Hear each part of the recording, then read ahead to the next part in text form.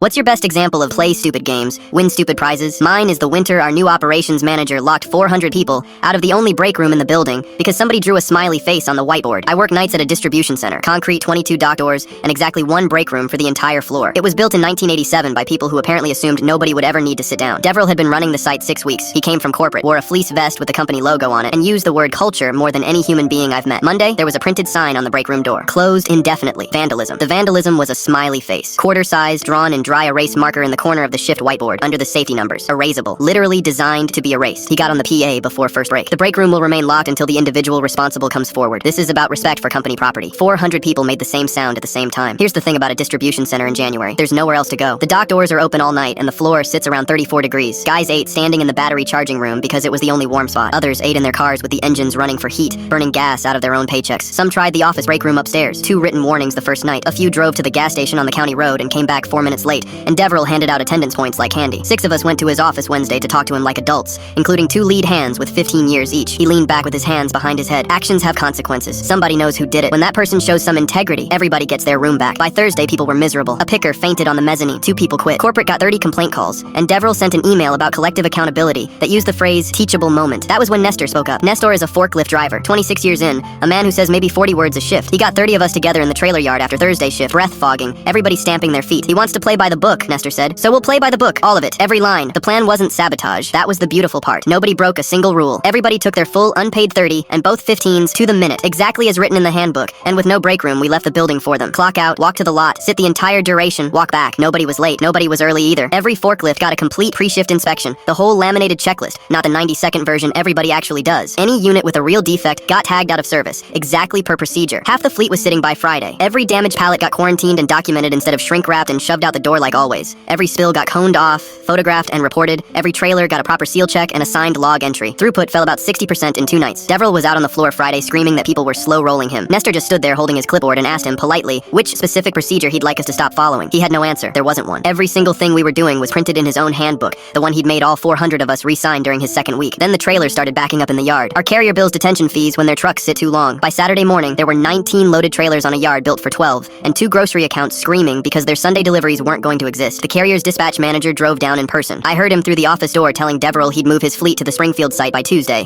if this wasn't fixed that night. The maintenance supervisor went in right after, put his radio on the desk, and said he was done being the only man in the building willing to argue with him. Sunday night I came in, and the break room door was standing open. Lights on, heaters running, coffee pot going, no announcement, no email. They were never going to say out loud that they lost. The best part came 3 weeks later. Maintenance pulled camera footage for something unrelated and caught the whiteboard in frame. The smiley face was drawn by the regional director during his tour while he waited for Devril to bring the coffee. Devril was gone by spring.